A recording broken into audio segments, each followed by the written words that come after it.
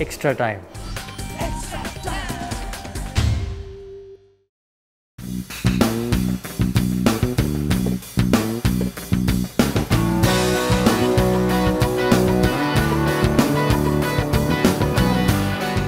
I've got to live with the decisions I make. I'm representing the International Cricket Council. I've got a job to do, and the job I do is by the facts given to me, and then it's up to me and me alone to make a decision. So I wouldn't change what happened in 2008. And I must say the one thing which disappointed me a bit, but I suppose it was right, is that I never got any help at all from Mr. Nigel Peters, who was the QC.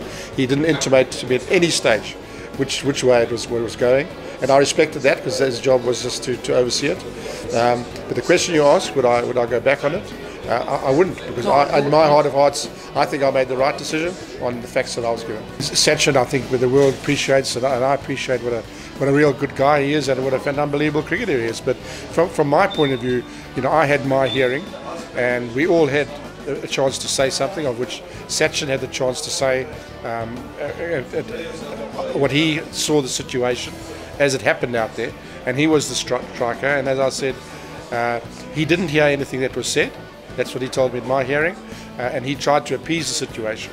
Then my hearing's over, I give my verdict, and there's an appeal process which goes before a judge from New Zealand, and apparently he said at that case that he heard what Harbhajan Singh said, which was a very bad Indian word, which was very unfortunate that he didn't say that to me, at my hearing. And the stories were that if the appeal wasn't upheld, that the Indians would go back home. So that was the situation.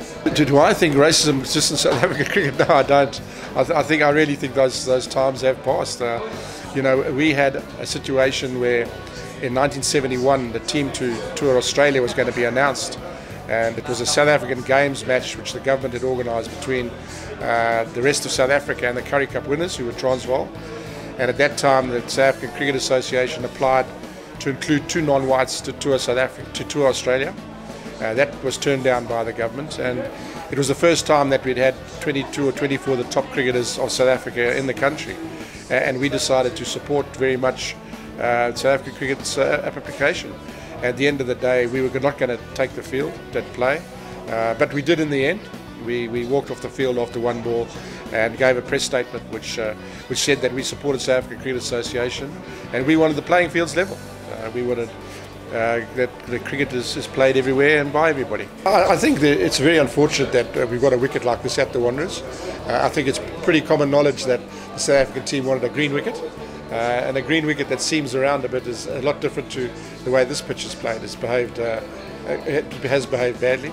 The reasons why, I don't really know, but as a match referee, you try to assess the situation from both sides, and I think what the umpires did yesterday, I think was the right decision.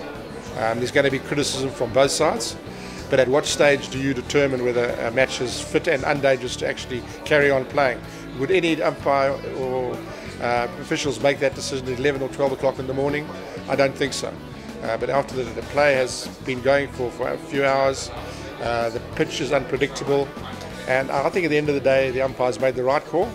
They called off play, discussed it with both teams, discussed it with administrators and management, to try and assess the situation and to try and to overcome it. And I think the way they've done it has been good, and I think the outcome so far has been fantastic, because the game will carry on, and let's just hope it all dies a natural death. I've written the book Caught in the Middle mainly because I wanted to get 2 of my points of view across when I was a match referee for the International Cricket Council. The one was obviously involved Harbhajan Singh and Andrew Simons, and I just wanted to put my points of view across exactly what happened at that hearing with Harbhajan and Andrew Simons, and also with the Pakistan-England test match that was called off by the umpires, including Daryl Hare, when England were given that test match and Pakistan forfeited. And then just to tell a bit about my cricket career, some of the games I played, and some of my work that I do for my foundation, looking after underprivileged kids in South Africa. I think it's an unfortunate situation if the match had been abandoned for India, because India have batted twice on the pitch. They've had their second innings. South Africa are into their second innings, and I don't think the pitch has deteriorated much more in South Africa's second innings to what it was doing during India's second innings. So India have had to battle it out and guts it out and shown a lot of character in the way they have played. So it would probably have been unfair that you abandon the match when South Africa are batting. And I suppose you shouldn't see it as an India-South Africa situation, but that's the way it lies. And the end result now is that South Africa have got a bat on it, and I think that is the right decision.